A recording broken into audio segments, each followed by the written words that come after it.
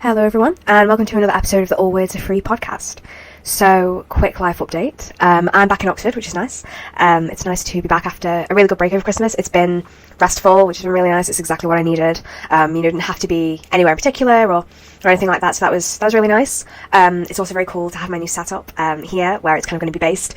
It's all like set up and ready, and so whenever I'm ready to record, I can just come to it, which is really nice. I love my new microphone. It just helps so much with, I live in a flat with several other people. There's 3 bedrooms. It's just, that's a lot of people for me. But yeah, I live in, a flat, so obviously there's going to be like people in and out, people have guests, whatever. And so yeah, it's nice to have this microphone because it's just like an easy setup, and it helps to block out any background noise as well. So, it's good for me because editing wise, I don't have to block out like really big loud noises in the background. The noise of my heater, which I'll come on to. But also it's nice for other people to not have to think like, oh my God, I've got to be absolutely silent because Lily's recording. I don't want to be a burden on my cohabitants, my fellow flatmates. So yeah, that's that. It's really cold right now, which is the heater thing. So in a couple of my past YouTube videos, I've had the heater on in the background. It's like this buzzing noise. So it's nice now to not have that. And well, I say that, I don't know when I edit it that I'm going to hear this buzzing noise, but I hope not. It shouldn't do with this microphone. So it's been really, really cold. So we're talking like -6 at midday. It's been crazy. But that's January for you. But yeah, I mean, I say I don't remember things ever being this cold ever. That's probably a lie. It probably has been this cold ever. It's just in recent memory, in adult memory. But yeah, it's really, really cold. I've been out for a lot of today. So my parents are here. They brought me back, which was lovely of them, of course. And yeah, it's been really nice. Been a nice day, doing some shopping. Went out for dinner, things like that. And it's just really nice. I think it's valuable to spend time with family, and especially when I'm not going to see them for a bit. Now, so I'm working and things like that. But I went back to work on Thursday, so I got back on Wednesday and I went back to work on Thursday, like straight away, because I'm nothing if not perpetually making myself busy. And yeah, I mean, I've caught up with a few friends already, and I've only been here for 3 full days now, including today. So yeah, I'm booking myself out socially, but it's nice now to get this time, like this evening, to be on my own, even though I'm recording a podcast. It's nice to just have that space. But yeah, I think that's kind of where I'm at the moment. It's exciting to get back in the lab and get back into work. It'd be really nice, and yeah, it'd be exciting. And I'm sure by the end of this week, I will be ready for the weekend. But we'll see. And yeah, things are rocking and rolling. It's just nice to be back into that routine. I think I'm a very routine-oriented person, and so yeah, it's just nice to kind of get back into the routine that I feel really suits me. I've discovered I'm much more of a morning person, so here we are. But yeah, so today's episode, as you've probably seen by the title, is going to mainly orient around me spitballing. It's a lot of kind of personal reflection, and then also just discussing kind of relationship dynamics. So the idea of this episode, I was originally going to post a very kind of philosophical, psychological episode called The Call to Evil, which I am going to do, but that's going to be this week's episode. So I'm recording this at like 10 p.m. I'm all cozy. Got a big fluffy thing on to stay warm. But the Call to Evil episode, I'm going to be recording that for like the next week's episode. So this episode is obviously a couple of days like after it's usually out on a Friday, with a written piece every Sunday and Tuesday now. And I've had to switch it around because like just getting back and everything. But the Call to Evil I've pushed back because I've done a lot of like philosophy, psychology kind of vibe episodes recently, the last couple, so it was nice to have a bit of a break and a bit more of kind of a socio-political discussion. But also this was mainly inspired by 2 people on the table next to me at my local Pizza Express. So I went out with my parents for dinner last night as well. I went to Pizza Express. And yeah, the 2 people on the table next to us, the 2 women on the table next to us, were having a lovely conversation. I wanted to get involved. I was ready. But I overheard like bits and bobs, and they were talking about relationships, and then kind of the male-female dynamics and heterosexual relationships, and the kind of sex dynamics. And they also were talking about children, and having children, and kind of fulfilling that role. And yeah, there were just a few things that they said that actually for me, like struck me on a personal level, and also then a kind of wider level. And that's kind of what I wanted to talk about today. And so I'm just kind of gonna spitball it. I'm gonna just kind of vibe and see where things go. And so obviously this was an idea that sparked literally yesterday, so there hasn't been time for planning. But I really just wanted to talk about this, and maybe something a bit more from a personal perspective. So as a bit of background, I've always had, I guess, insecurities in my body. Even from the age of like 10. I'd found like diaries where I'd write, how I looked, how I thought I looked. I always thought, I was a chubby child, and I was. And I think that, I was bullied for that, and obviously that adds a layer to this in the way of, fat phobia, and how children pick up social cues so quickly, and then enforce those in schools and by bullying other children, and also take their own insecurities out on other children, which is a societal issue in itself. And it just shows how impressionable children are as well by these kind of wider issues that we only talk about as adults, right? But yeah, so I was bullied for being overweight or fat, I guess was the term that people would use. And from quite a young age, in primary school, early high school, I was, looking into losing weight. I wanted to lose weight, I wanted to diet and all these things. And, I was like, I think the first thing I started with was these 7-minute workouts, right? And I would be just doing the 7 minutes workout today. I cut out all sugar, things like that. And I lost weight. But I find it really sad now to look back and see the diaries of a little girl who didn't feel like she was good enough. And I think it's really, it's really upsetting. And, I look at girls now, young girls now, and, you know, the world does make an impact on them. And it's very sad to see that, especially now in like this heightened age of social media and how girls, as young as like 5, feel like they have to look a certain way. You're wearing makeup and all of these things when you're just a child. But all of this is to say that I've been highly insecure in my body for most of my life. And, this came to its height when I was diagnosed with an eating disorder. And, I had anorexia. And I think that, you know, having an eating disorder isn't the only signifier of having body dissatisfaction, right? But I think that for me, that was the kind of I was going to say the white flag in a way. It's kind of the red flag, right? It was kind of the wake up call, I guess is the term I'm looking for. And that's continued, today. I say even today, but like this is 6 years on from my darkest time, I guess, in my body and my unhealthiest, I suppose, really. And it just shows how looks don't necessarily correlate with health and how that differs for everybody. And 6 years on, I still have body image issues. I don't love my body all the time, and I don't think anyone can, or it shouldn't be expected that you have to love your body all the time. But I guess it's kind of that body neutrality question, right? It's that you accept your body for what it is in a way, or it allows you to be ambivalent or loving, or maybe you're just not so happy one day, and that's okay. That's natural, and I know that, and I think that I'm working on that as a whole. But what I'm getting onto in a long-winded way is relationships. So in my most recent relationship of a like sexual nature, I always felt very kind of.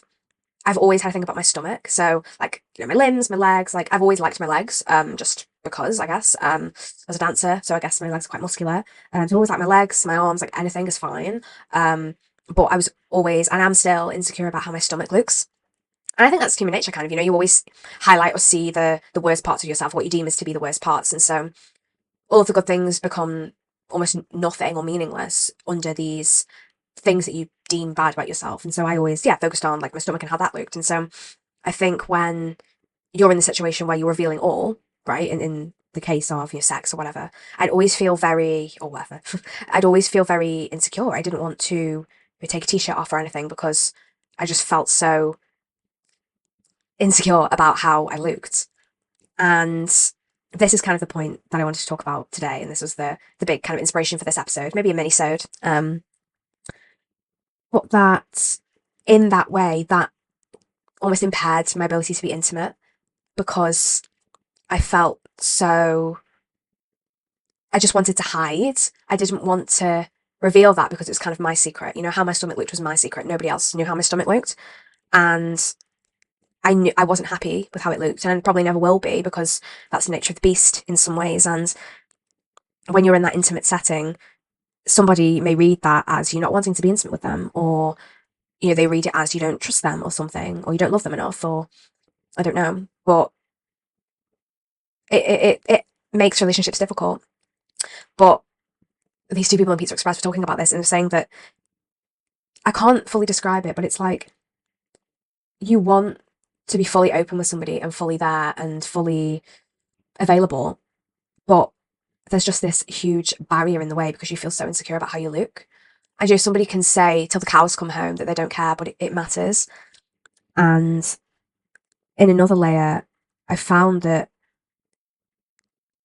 because men and women are socialized differently, they see these, or at least in my experience, these things are seen differently.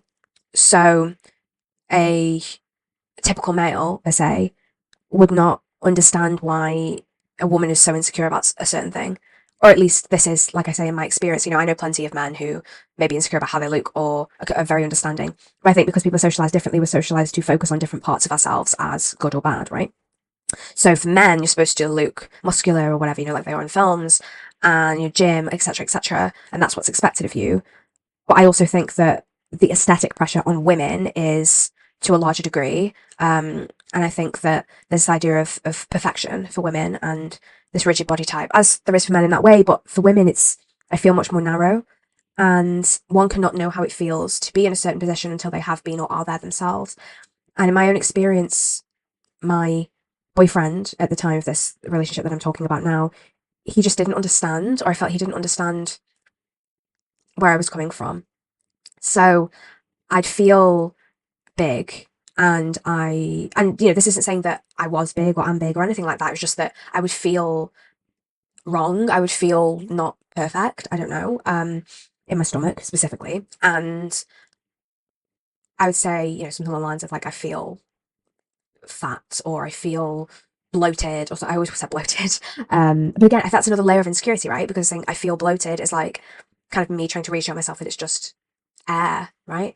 And so, I'd say something like this, or say anything, like I feel a little bit insecure, or I feel like, oh, my makeup's not quite right, or oh, I'm feeling a bit offside today, or a bit grotty, or whatever. And he'd come back with something like, oh, you look fine. What? What? I'm sorry. No, that's pathetic. That's a pathetic response. Or I think what's even worse, and I really remember it quite clearly, is that I talk about my stomach and I feel quite, insecure and a bit, yeah, unsettled, and didn't really want to like take a t-shirt off or anything, or like, you know, um, or a lot of the time, actually, he'd like, you that cuddle or whatever, and if his arm's like around my stomach, I'd move it, like genuinely, it was like bad, and there'd be the odd time where I'd talk to him about it, I'd say something about it, and he'd like blow raspberries on my stomach and like squeeze. Oh my god! I think one of the worst things is when and he did this multiple times, where he'd squeeze my stomach and like say something like I like it, and it's like literally fuck off. I'm sorry, but like leave me alone. That is the worst thing to do, because to me that was like, oh, so you see me as fat then? I'm like not necessarily saying that that was what he thought or anything. And maybe the sentiment was like, I like you how you are. I get it. But like deliver it in a better way, honey. Like me saying I'm really insecure about my stomach and then you blowing raspberries, making it ripple, girl, what fuck? I'm sorry, but no. And this is the point. The Peel and Pizza Express, so we're going back to the Queens, saying that about men commenting on your appearance. And when I say men here, I'm talking about like your kind of stereotypical heterosexual man. And when men comment on a woman's appearance, it's very male gaze coded. I think sometimes, maybe even, with the best will in the world, boyfriends and partners and brothers and fathers can say something about a woman's appearance kindly or whatever, and it feels like it misses the mark. I think that, to be honest, I don't really want a man to comment on my appearance. Like, yeah, I mean, it all came down to the bedroom, really. I think, like, when I could conceal it, that was okay. And, your body satisfaction goes up and down, right? And I guess I was looking for, he was never going to win, right? He was never going to win because I wanted him to say something along the lines of, oh, but I can see your abs, or something like that, like stupid. But like, I wanted him to tell me that I was slim. My stomach was muscular. That's what I wanted, because that was the image in my head that was ideal, right? So I wanted him to reinforce that to me. And when he didn't, that felt upsetting. And this is what I mean, there are so many layers to relationships, and someone's own insecurities can be a massive barrier to intimacy. And yeah, I think this is just something I really wanted to say in a way. I don't know whether it's like really podcast appropriate, but we'll see. I mean, maybe it's something that people can relate to, but it's difficult. I have no answers because I don't know. I mean, maybe, in my next relationship, it'll be different and the man will know what to say. But people are all dealing with their insecurities, and so I don't know. I think more could be done socially to kind of help men and women communicate on the same level. Heterosexual men and women communicate on the same level. I think that a lot of the time, because of how we're socialized, heterosexual men and women are on such different levels, or have such different expectations and different ways of communicating and socializing, that they don't understand how the other party will feel in a certain situation, or what sort of response they're looking for, or the level of communication or style of communication that they're looking for. Because we're almost brought up in an antithetical way, or in an antagonist. We're almost brought up to be antagonistic. We're brought up to, men are brought up, or expected to be masculine, to be leaders, to be unemotional and unavailable. And this is one of the things that Bell Hooks talks about in The Will to Change, that, men and boys are brought up to be emotionless, to suppress these things, to be violent, if anything, whereas women are brought up to be subservient and quiet, but the emotional one. But you can't have one party who is emotional and the other party who is emotionless and expect that to run off and be dandy. And so relationship dynamics are very difficult. That's why relationships are difficult to navigate. I talk about this in my piece on relationships, my longer form piece on relationships, which I'll link below, which is on this Substack. Another thing about my past relationship, but also just generally, is that as a woman, I feel like I'm constantly being surveilled. I think, those perceived as female are constantly subjected to this visibility that those perceived as male are not so much. Those perceived as female are always what they look like first, how they act second, whereas those perceived as male are seen differently. They're seen for what they do, not how they look doing it. Now, of course, there are layers to this, but just focusing on the gender level, there are so many nuances to this. But just focusing on the gendered level as a 1D sort of analysis, it's insane how a woman's appearance is so impactful and influential. And I've noticed, days where I don't wear makeup versus days where I do wear makeup, for example, you are treated differently. And that is insane. Not by people you know well. I mean, that's different. But say out in public, it's crazy how when I'm, wearing makeup and like got a full outfit on and whatever, how I'm treated then or perceived then versus if I'm in like joggers, trainers and no makeup on or whatever, how differently you're looked at by strangers is crazy. And there's two sides. There's the fact that, no makeup on and whatever, and you feel quite comfortable, but it's almost like you're seen as lesser. But is that just how I've been socialized? Like, am I being perceived as lesser, or do I feel lesser because I haven't got makeup on and women are supposed to wear makeup? Or is it that I am being treated differently? I'm only seeing this from my own perspective, and an outsider may not, a non-biased bystander may not see that I am being treated differently. But it's surprising. Even something as simple as holding a door open. The more masculine adjacent I am, or the more masculine adjacent I appear, the less conscientious, the less kind people can be, the less polite people can be. And it just shows the power of makeup, or the power of beauty, and also the beauty in the way of the fulfillment of the feminine standard. And so it can feel incredibly isolating when you feel so focused on your appearance, but there are all these things that you see that are wrong and that you feel that are wrong. And that can really impact how you interact with people. It doesn't have to be a relationship or anything like that. It can just be people around you. It could be strangers in a queue at a coffee shop. It could be an acquaintance. It could be anyone. And if, I know for myself, like if I feel like I'm having a rubbishy day, I feel it, kind of how I look wise, or like I feel like my makeup doesn't look quite right, it really affects my mood, because I'm socialized, or at least I have it ingrained in me, that I'm supposed to look a certain way. It's supposed to be perfect all the time. And that's the perfectionist in me, but there's a level of socialization to that as well. And it's quite sad that sometimes, I feel like I can't just live my life without putting concealer on. One of the final things that I noted down from overhearing the conversation beside me, I was actually eating my pizza, like listening to this conversation. It was incredible. But talking about pregnancy and motherhood, and then bringing up a child, right? So on the pregnancy side, I thought about this before. I perhaps even wrote about this and spoken about this before. But the idea of actually being pregnant, I can't fathom it right now. I think that, I already have a kind of instilled anxiety around sex itself, bad experiences, but there's the other layer, not just that, but of the bodily changes that come alongside being pregnant, right? It's, as I've already mentioned, it's that level of insecurity around how one looks, and especially for me, around like how my stomach looks and proportions and all that. And I think that to quite literally have that massively change. And for me, it's always felt like it's not the actual fact of something, it's somebody seeing me as something I'm not. And this doesn't just apply to how I look, this applies to a lot of things. So talent and everything. So say, for example, at dance, I always used to kind of hyper focus on the fact of that I'm not dancing to my best, but people think that I'm only at this level when I'm actually at a higher level. It's just that I'm really tired, so I can't dance at my full level. Like, I really overthink things like this.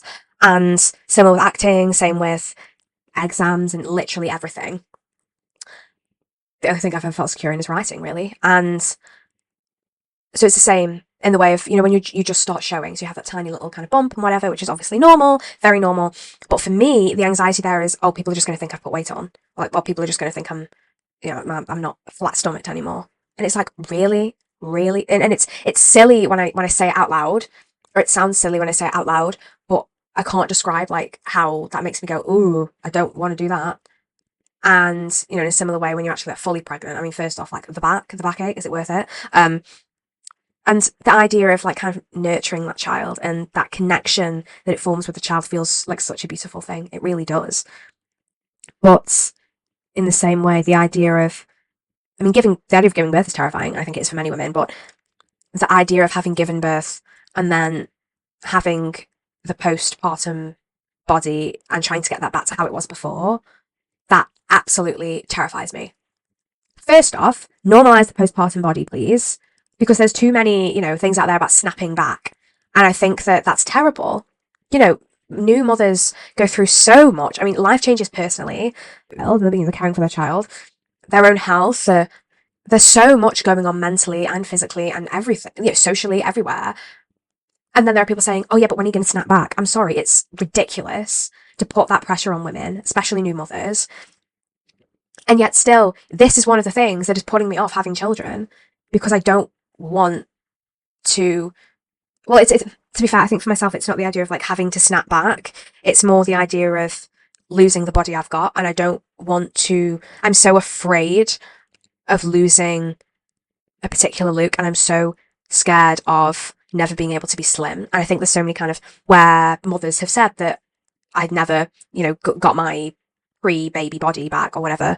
And I think that, socially, again, how awful is it that, it gets to the point where women are literally talking about, oh my, yeah, talking about in very kind of rose-tinted glasses almost, or very glorified terms of their pre-baby body. And we talk about, oh, I was at my best at the pre-baby body. And it's like, well, there's so much focus on how a woman looks and how her body looks, and not about what it did, not about how wonderful she is as a mother. No, that doesn't matter. What matters is the fact that she's let herself go because she's had a child. Like, that's stupid.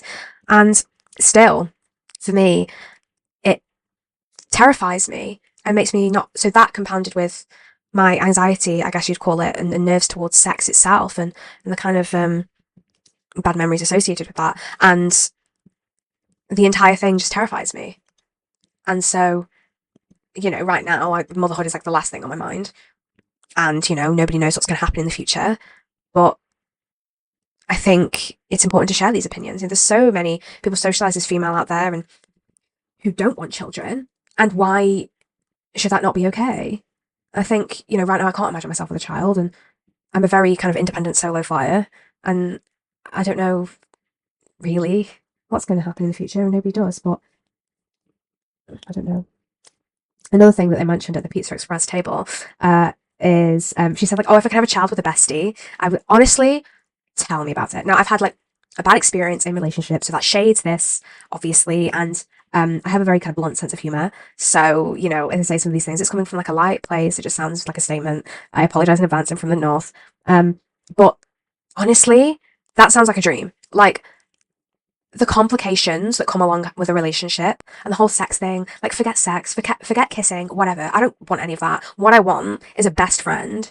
It can be anyone, man, woman, any person, and I would like live with them forever, and I would adopt with them, and that's chill. Like, genuinely, when she said like, if I could have a child with a bestie, I'd be there hands down straight away. I was like, yeah, me too. And this is why I wanted to talk to these girls. I was like, I love these people.